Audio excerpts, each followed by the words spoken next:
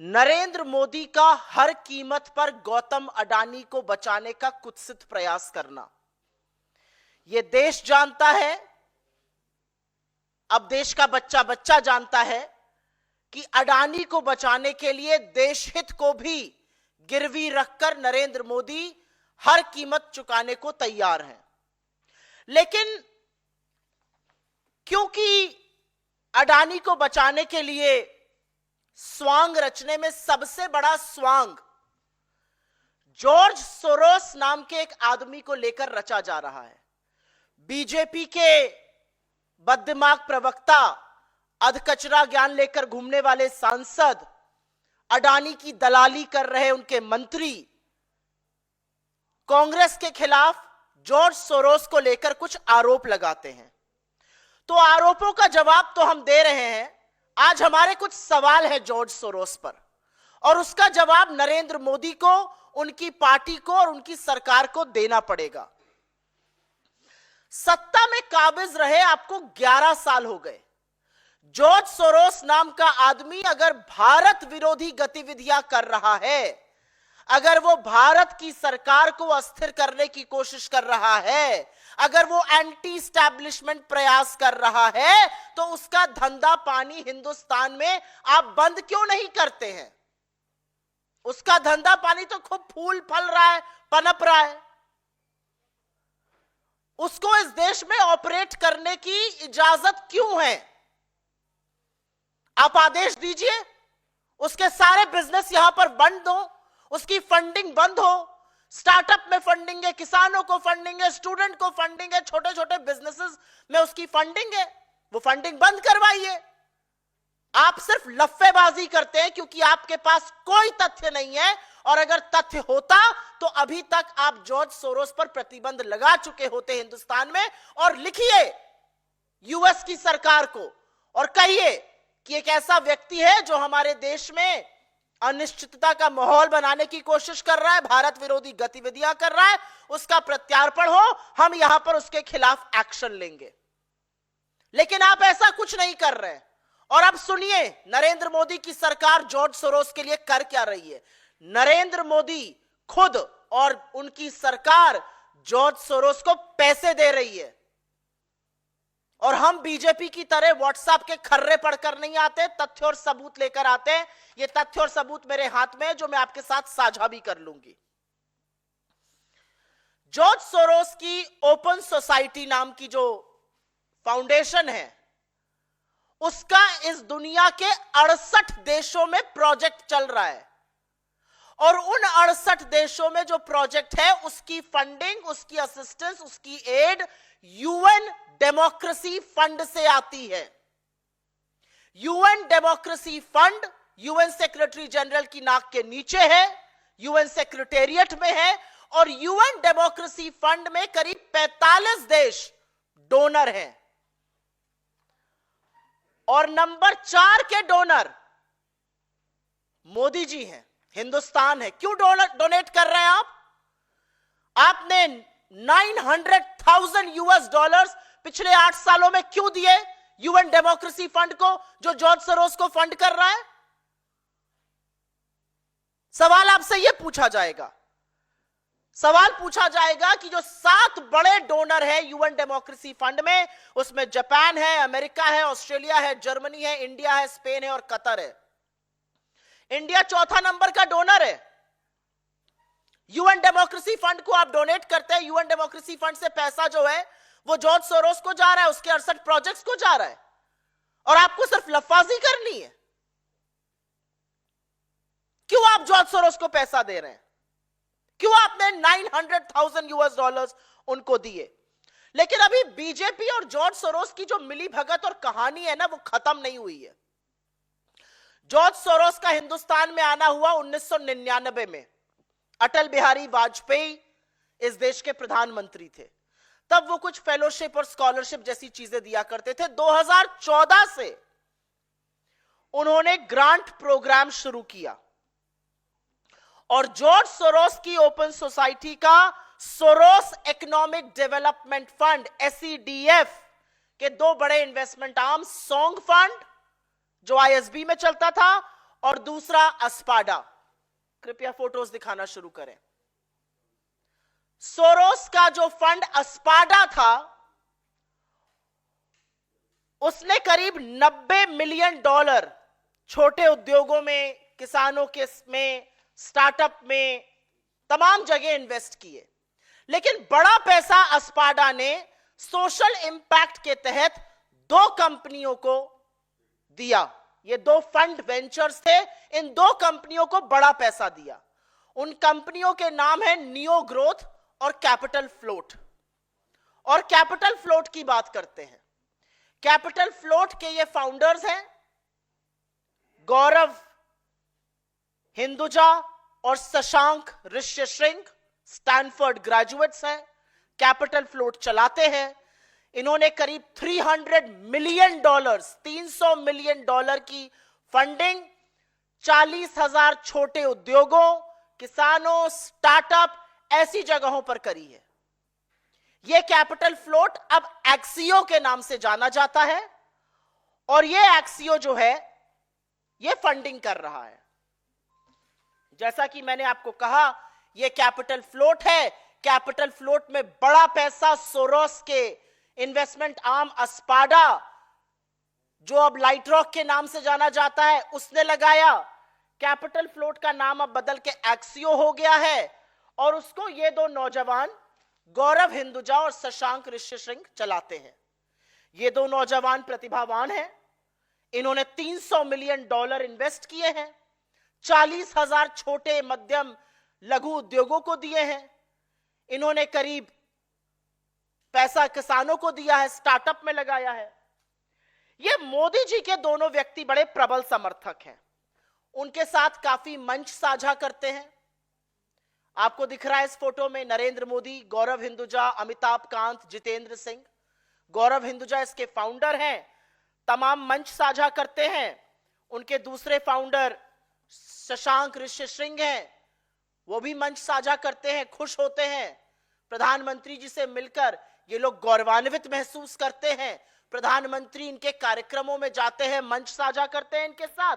और ये सिर्फ प्रधानमंत्री के प्रबल समर्थक नहीं है, ये उनके नोटबंदी जैसे कानूनों को ऐतिहासिक भी बता चुके हैं। ये गौरव जी का एक ट्वीट मुझे मिला है, एक पोस्ट मिला है कि जबरदस्त आपने फैसला किया है, जबरदस्त फैसला है नोटबंदी का। इस तरह की बातें जो हैं यहां पर आपको दिख रही हैं।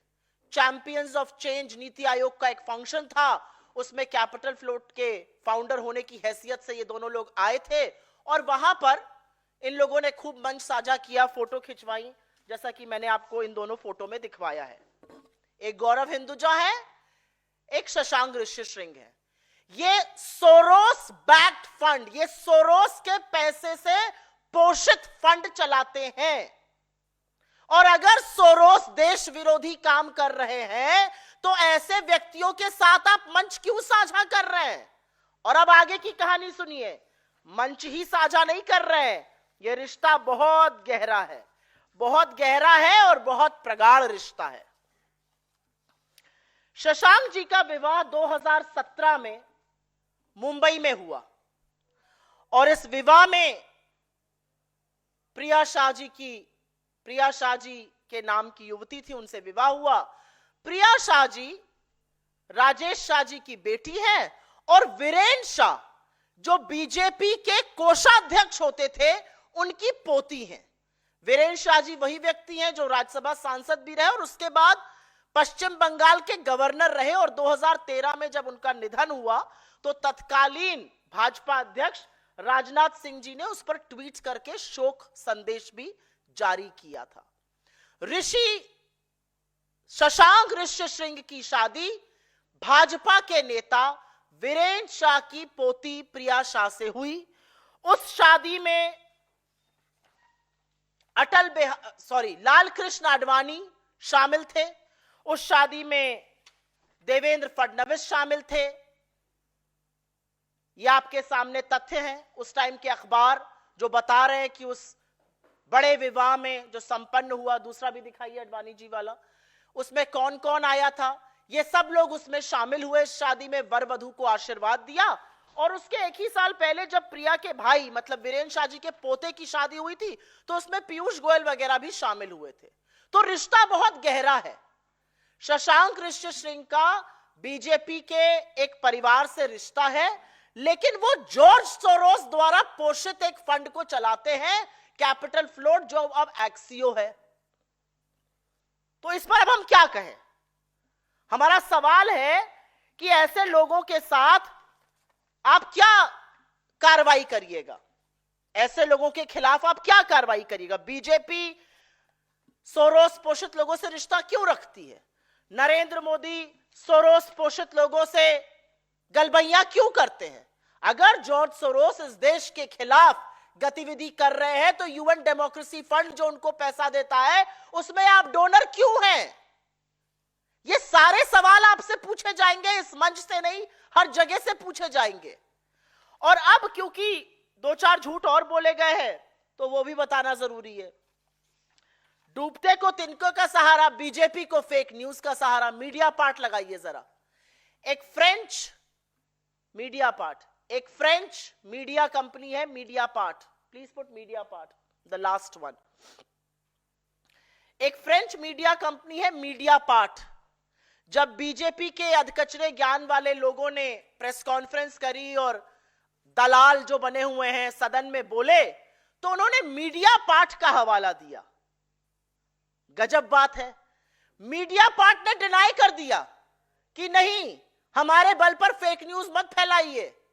फैक्ट्स जो है आपकी कंस्पिरेसी थ्योरी को डिनाई करते हैं, हमने कोई ऐसा आर्टिकल ही नहीं छापा है। ये तो मीडिया पार्ट ने बीजेपी की फेक न्यूज का कच्चा चिट्ठा खोल दिया। लेकिन मीडिया पार्ट के कच्चा चिट्ठा खोलने से पहले हमारा एक सवाल है, मीडिया पार्ट का आपको बड़ा सहारा मिल रहा है, मीडिया पार्ट के बलबूते पर आप फेक न्यूज फैला रहे थे। अगर मीडिया पार्ट आपके लिए इतना विश्वसनीय है तो यह बताइए, जब यह राफेल का खुलासा करता है तब इसके खिलाफ प्रेस कॉन्फ्रेंस क्यों कर रहे थे? तब क्यों कह रहे थे यह भारत विरोधी साजिश रच रहा है, षड्यंत्र रच रहा है? खैर अब तो दूध का दूध और पानी का पानी हो गया है, करारा तमाचा आपके मुंह पर पड़ा है। मीडिया पार्ट ने बोल दिया है हमारा कोई ऐसा आर्टिकल ही नहीं है, हमारे बूते पर फेक न्यूज फैलाना बंद करिए।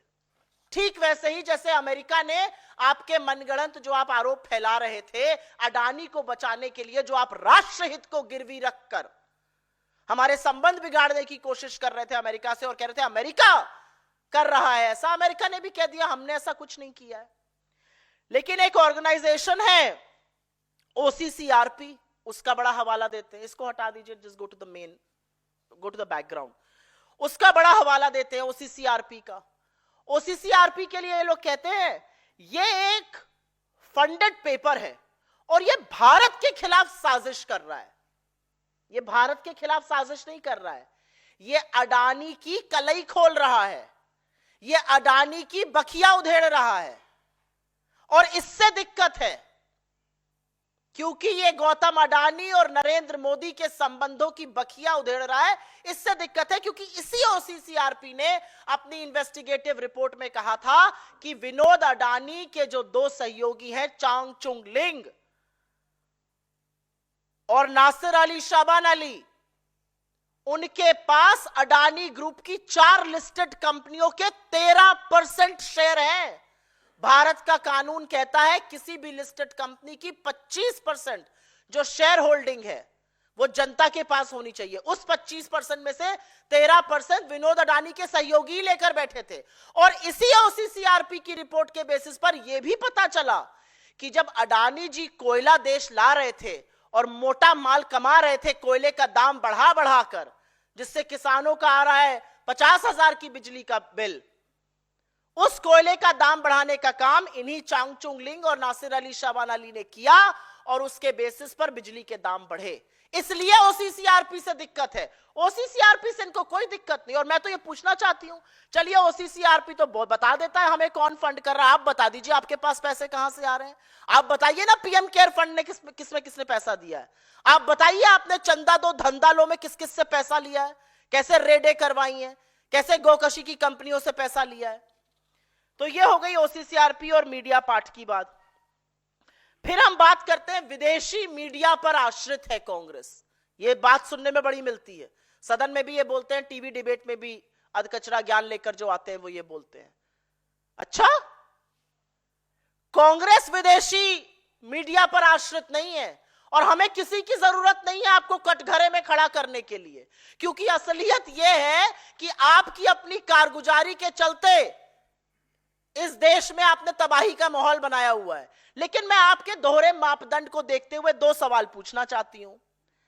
अगर आपको विदेशी मीडिया से दिक्कत है तो जो मोदी जी के कसीदे पढ़ देते हैं उनको सारी पार्टी उछल कूद करके, नतमस्तक करके, शीर्षासन करके क्यों शेयर करती है? एक वो द गार्डियन को गलत समझ लिया, न्यू गार्डियन समझकर सबने लगा दिया। क्यों लगाया? मॉर्निंग कंसल्ट नाम की कोई कंपनी है, 200 लोगों का फीडबैक करके नरेंद्र मोदी को उन्होंने दुनिया का बड़ा अच्छा लीडर बता दिया। अरे सारी भाजपा, नरेंद्र मोदी से लेकर नड्डा और सारी भाजपा लग गई उसको प्रचारित करने में। क्यों लग गई? ये तो विदेशी है। असलियत यह है कि अगर आपके लिए कोई विदेशी मीडिया अच्छा बोले तो बहुत बढ़िया, हरिभजन होगा, और अगर बुरा बोले तो वो देश के खिलाफ साजिश है। तो ये मीठा मीठा गप और कड़वा कड़वा थूक तो नहीं चलेगा। एक और बात है, जब ये कहते हैं विदेशी एजेंडा है, मैं सुनकर हतप्रभ रह गई। हमें समझ में नहीं आया कि इसका जवाब भी क्या दिया जाए। इनके लोग बोलते बोलते ये बोल गए जातिगत जनगणना विदेशी मुद्दा है। इस देश का पिछड़ा, इस देश का आदिवासी, इस देश का दलित, इस देश का गरीब सामान्य वर्ग जातिगत जनगणना की मांग कर रहा है। आप भाग रहे हैं जातिगत जनगणना से और इसको आप विदेशी मुद्दा बताइएगा। आपका कहना है पेगासस, आपका कहना है हंगर इंडेक्स, आपका कहना है प्रेस फ्रीडम इंडेक्स, ये विदेशी मुद्दे हैं। ये कैसे विदेशी मुद्दे हैं? क्या यह सच नहीं है कि फोन के अवशेषों में, फोनों में पेगासस का अवशेष मिला? क्या यह सच नहीं है कि हम निरंतर भुखमरी इंडेक्स पे गिर रहे हैं? क्या यह सच नहीं है कि प्रेस फ्रीडम इंडेक्स में हिंदुस्तान 159 आउट ऑफ 180 है? क्या यह सच नहीं है कि 165 देशों की सूची में ह्यूमन फ्रीडम में हम 109 पर हैं? ये विदेशी एजेंडे हैं। विदेशी एजेंडा जो है वो देश को डिरेल कर रहा है, देश की इकोनॉमी को डिरेल कर रहा है। नहीं प्रभु, उसके लिए आप ही काफी हैं। आपकी नोटबंदी, आपका गब्बर सिंह टैक्स और आपने जिस तरह से पूंजीपतियों को बढ़ावा दिया और किसानों को, छोटे लघु मध्यम उद्योगों को खत्म किया, उसकी वजह से भयावह बेरोजगारी है, आर्थिक असमानता है, लोगों की आय थम सी गई है और सिर्फ मोदी और अडानी को जुटाने में आप सब के सब लगे हुए हैं। अडानी को मोदी का रॉकफेलर बुलाना गलत है, बिल्कुल, ये एक सही बात कही। वो रॉकफेलर थोड़ी है, अरे वो तोता है जिसमें मोदी की जान बसती है, उसको रॉकफेलर बुला रहे हैं हम लोग, गलत कह रहे हैं। अडानी मोदी का वो तोता है जिसमें जादूगर की जान बसती है, और इसीलिए तो अडानी को बचाने के लिए राष्ट्रहित को ही बलिदान नहीं कर रहे, सदन को भी गिरवी रख दिया है। सारी सरकार, सारी पार्टी अडानी को बचाने में जुटी हुई है। क्या यह सच नहीं है कि आप घूम घूम कर अडानी को डील दिलाते हैं? क्या यह सच नहीं है कि आप अडानी के हवाई जहाज में घूमकर अपना प्रचार करते थे? क्या यह सच नहीं है कि आपने कानून बदले अडानी को पोर्ट, एयरपोर्ट देने के लिए? क्या यह सच नहीं है कि आपने सिख कंपनीज को, जो कंपनियों में गड़बड़ी हो जाती है, उनको कौड़ियों के दाम पर अडानी को दिया? क्या यह सच नहीं है कि अडानी के चलते आपने नीति आयोग और फाइनेंस मिनिस्ट्री की भी अनदेखी करी? तो असलियत यह है कि जब जब आपकी कलई खुलेगी तब आपको कांग्रेस अपने साथ और अपने सामने नजर आएगी। लेकिन मैं फिर से उस सवाल पर जाना चाहती हूं जिससे मैंने अपना प्रेस वार्ता शुरू करी थी, और सवाल यह है कि जॉर्ज सोरोस अगर देश विरोधी हरकतें कर रहा है तो उसका धंधा पानी यहां क्यों चल रहा है? उसके प्रत्यार्पण के लिए आपने चिट्ठी क्यों नहीं लिखी? उसके द्वारा फंडेड जो फंड्स हैं उनके लोगों से आपकी साठगांठ क्यों है? उनके लोगों के यहां शादी ब्याह आपके बीजेपी वालों का क्यों हो रहा है? ये सारे सवाल आपसे पूछे जाएंगे। आपसे पूछा जाएगा कि क्यों आप जॉर्ज सोरोस द्वारा फंडेड लोगों के साथ मंच साझा करते हैं, और क्यों नहीं आप जॉर्ज सोरोस के जो फंडेड फंड्स हैं उनको बंद करवा दीजिए, करवाइए बंद। आज सवाल इस बात का है। व्हाट्सएप के खर्रे पढ़कर आरोप लगाना बहुत इजी है। तथ्यों के साथ और प्रमाण के साथ हमने अपनी बात रखी है। अगर बीजेपी के अंदर दम होगा तो वो जरूर इन बातों का जवाब देगी। I will very very briefly make a few points in English just for the benefit of people who are non-Hindi speaking. The BJP is relentlessly trying to save Adani. A really big question is why? Why are you saving Adani? And to what extent are you going to save him? You have decided the parliament will not function. The reality is that it is the ruling party which is obstructing proceedings. It is the ruling party which is asking for adjournment. It is the ruling party which is going in the well of the house. It is the ruling party that's causing disruption. And which is why our democracy is on test. But because you hide behind a man called George Soros, and I give two hoots about who George Soros is, the reality is that you have to answer a few questions. If George Soros is indeed running an anti-India agenda, what are you doing to shut him down in India? Why are you contributing to the UN Democracy Fund, which actually aids 68 projects of George Soros around the world? Why have you contributed $900,000 in the last 8 to 10 years in this UN Democracy Fund? Why are you the fourth largest donor in the UN Democracy Fund? Why are you even a part of the UN Democracy Fund that's giving money to George Soros? So in a way, Mr. Modi is funding George Soros. George Soros came to India in 1999. Atal Bihari Vajpayee ji was the Prime Minister of this country. He came to India, he used to give some fellowships and scholarships. But it was in 2014 that his grant program started. George Soros' Open Society has a Soros Economic Development Fund. It has two big funds, Song Fund and Aspada, which is now known by another name. It has been bought over. Aspada, please go to the first one. Aspada was backed by Soros, and this invested money in two big funds, Neo Growth and Capital Float. Capital Float, founded by these two gentlemen, seemingly bright young boys, Gaurav Hinduja and Shashank Rishyashrink. This fund is now known as Axio, and Axio, like I said, Gaurav Hinduja and Shashank Rishyashrink. This fund, these are the two founders. They are seemingly very fond of Mr. Modi. They have shared public platforms with him. They have supported his demonetization, but they were funded by George Soros. Why are you spending time? Why are you sharing the stage? Why are you backing people who have been funded by George Soros? And it doesn't just end there. Shashank Rishyashrink is married to the granddaughter of Viren Shah. Viren Shah is an ex-treasurer of the BJP. He was also the governor of West Bengal between 1999 to 2004 when Atal Bihari Vajpayee was in government. And when Shashank Rishyashrink got married to Viren Shah's granddaughter, people like Mr. Advani and then Chief Minister Devendra Fadnavis attended this wedding. When her brother had gotten married, Piyush Goyal and multiple other people had gone.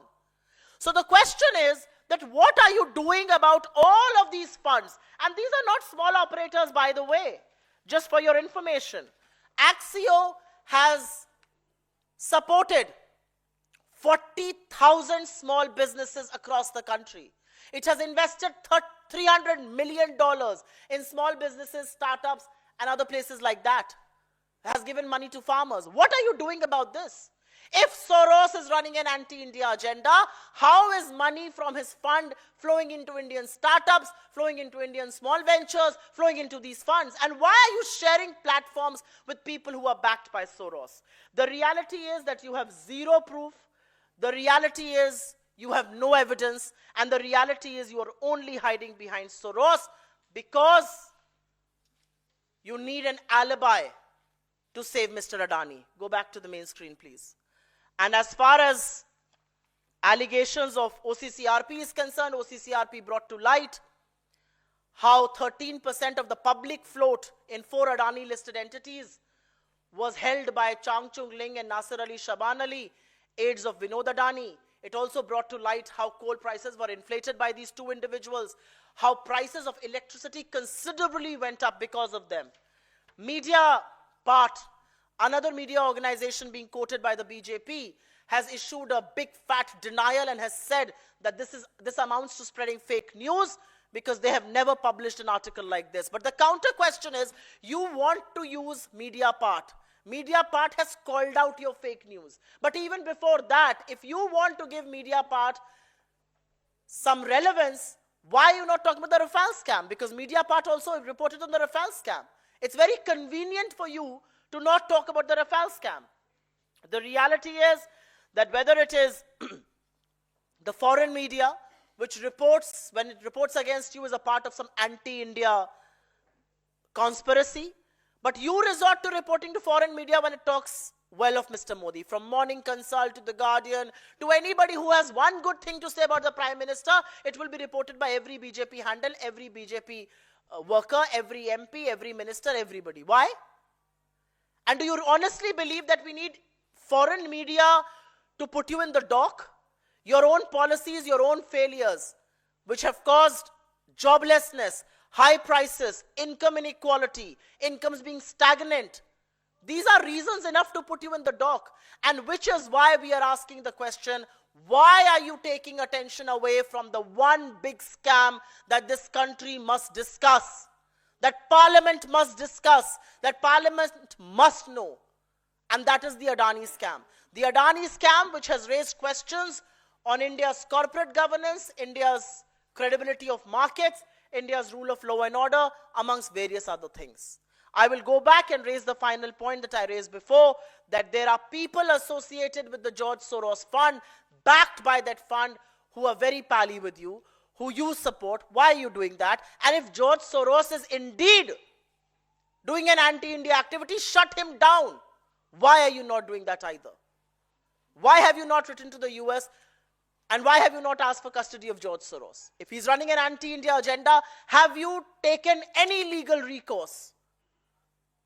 And the answer to that is a no, because they have no proof and they only want to divert from the issue that matters, and that is the Modi-Adani scam. आपके सवालों का स्वागत है. अगर आपके सवाल इससे प्रेरित रहें तो मैं शुक्रगुजार होंगी. जी हाँ, बताइए. Ma'am, like you have mentioned that you have all the facts with you. So now, will the opposition accept the demand of the BJP that there should be a discussion upon George Soros within the House? We will accept the demand the day BJP accepts the demand to do a discussion on Gautam Adani. And I will tell you why. BJP's allegations about George Soros, and I hold no brief for him, are unsubstantiated. But as far as Gautam Adani is concerned, he has been indicted by the grand jury from the Department of Justice in the United States. His deal stand cancelled by Kenya, both airport and power. His power deal in Bangladesh is being scanned and probed into by the Bangladesh court. Sri Lanka is on watch as far as his power deal is concerned. He is facing protests in Israel and in Australia, and Switzerland has frozen accounts related to Gautam Adani.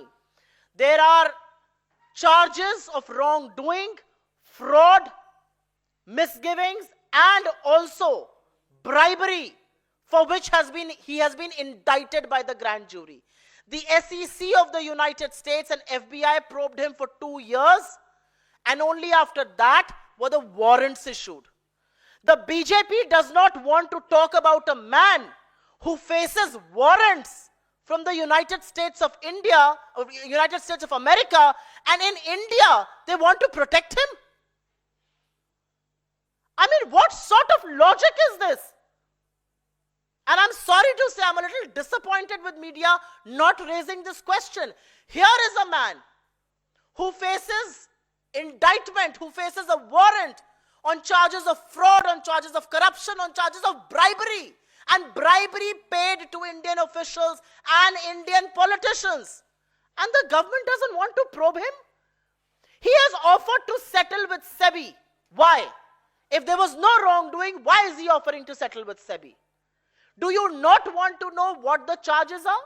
Do you not care about the credibility of our stock markets, the credibility of our corporate sector? Do you not care about the kind of allegations this raises and raises questions on our rule of law both in spirit and in letter? What are we talking about? और इसका मैं हिंदी में जवाब जरूर दे देती हूं, और इसलिए देना जरूरी है क्योंकि बीजेपी के जो बातें हैं वो मनगढ़ंत है। गौतम अडानी के खिलाफ ये तो तथ्य है ना, ये कांग्रेस तो नहीं बोल रही है। 2 साल तक जांच हुई, एसईसी और एफबीआई ने मिलकर जांच करी, डिपार्टमेंट ऑफ जस्टिस की ग्रैंड जूरी ने वारंट इशू किया है अमेरिका में, और देशभक्ति के लिए वारंट इशू नहीं किया है, वारंट इशू किया है क्योंकि उनके खिलाफ जालसाजी के, हेरा फेरी के और घूस देने के, भारत में घूस देने के आरोप है। उन पर कोई चर्चा नहीं करना चाहते, उनकी कोई जांच नहीं करना चाहते। एक ऐसा व्यक्ति जो देश का नाम डुबो रहा है, जिसकी डील कीनिया में कैंसिल हो रही है, उनकी एयरपोर्ट और पावर की डील, बांग्लादेश का कोर्ट उनकी डील की जांच कर रहा है, श्रीलंका वॉच पर है उनकी डील की जांच करने के लिए, इजराइल और ऑस्ट्रेलिया में उनको विरोध प्रदर्शन का सामना करना पड़ रहा है, स्विट्जरलैंड ने उनसे संबंधित अकाउंट्स को फ्रीज कर दिया है। एक ऐसा व्यक्ति जो देश के लिए इतनी सारी चीजें, सिर डुबो रहा है हमारा, उस पर आप चर्चा नहीं करेंगे क्योंकि उस तोते में आपकी जान बसती है, और आप हमसे एक्सपेक्ट करते हैं कि हम बाकी चीजों पर चर्चा करेंगे। ये तथ्य हैं, ये आंकड़े हैं, ये सबूत हैं, और आपने देश हित को गिरवी रखने में कोई भी कवायद नहीं छोड़ी है। आपने अमेरिका पे आरोप लगाया, अमेरिका ने पलट के कह दिया गलत है। आपने मीडिया पार्ट पर आरोप लगाया, उन्होंने पलट के कह दिया आप हमारे सहारे फेक न्यूज ना फैलाइए। आप किसी चीज की जांच नहीं करना चाहते अडानी पर, जिसके ऊपर इतने संगीन, मतलब वारंट इशू है आदमी के खिलाफ, आप उसकी जांच नहीं करना चाहते हैं। ये राजा तोते को बचाने का काम कर रहा है, लेकिन तोता बच नहीं पाएगा जी। There is only one demand, and that one demand is that Gautam Adani needs to be probed, a JPC needs to be formed, and he needs to be arrested. The kind of charges he is facing, bribery of over 2200 crore rupees, 2200 crore रुपए की जिस आदमी के ऊपर घूस का आरोप है, गबन का आरोप है, जालसाजी का आरोप है, हेरा फेरी का आरोप है, स्टॉक मैनिपुलेशन का आरोप है, वो आजाद घूम रहा है। गिरफ्तार करिए उसको, ये हमारी डिमांड है। हमारी डिमांड है जेपीसी, और हमारी डिमांड है सदन में गौतम अडानी पर चर्चा हो। आप चर्चा से क्यों भाग रहे हैं? इस पर और कोई सवाल? बहुत धन्यवाद आप लोगों का। जी हाँ, बोलिए।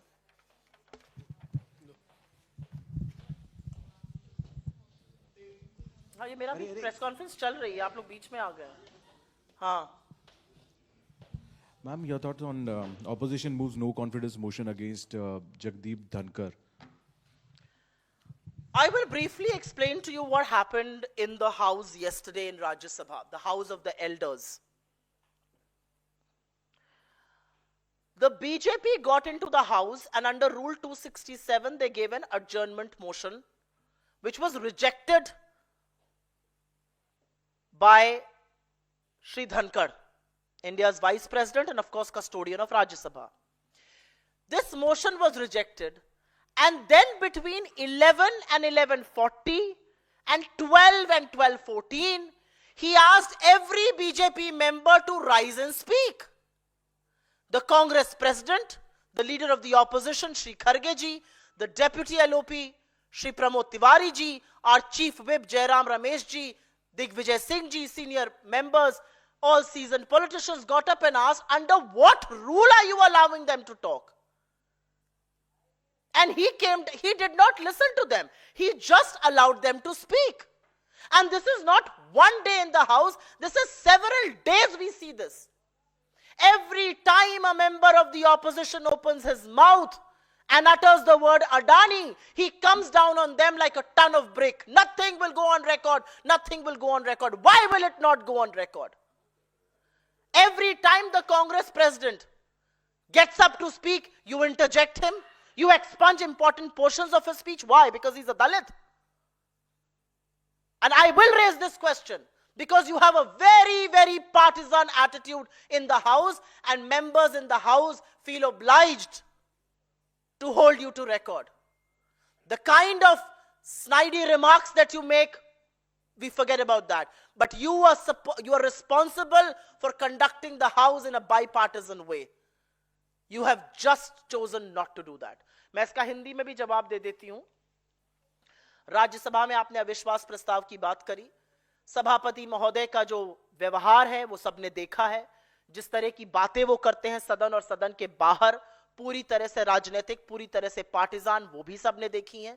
लेकिन मैं आपको कल का एक छोटा सा वाक्य बता देती हूं. रूल 267 के अंतर्गत स्थगन नोटिस दी थी बीजेपी ने, और बीजेपी की इस नोटिस देने के बाद कुछ भी नहीं होना चाहिए था, क्योंकि ये नोटिस अस्वीकार कर दी थी धनखड़ जी ने.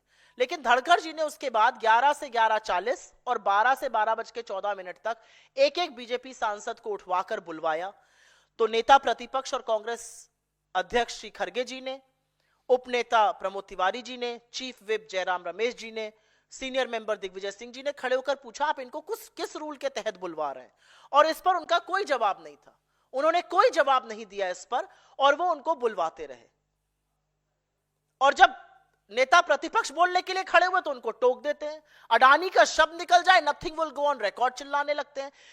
राज्यसभा की जो प्रोसीडिंग्स है, लोकसभा भी पीछे नहीं है खैर, लेकिन राज्यसभा की जो प्रोसीडिंग्स है वो पूरी तरह से राजनीति से प्रेरित, पूरी तरह से नतमस्तक होकर बीजेपी के तहत चल रही है. और ऐसे में हमारे पास कोई चारा नहीं बचा है.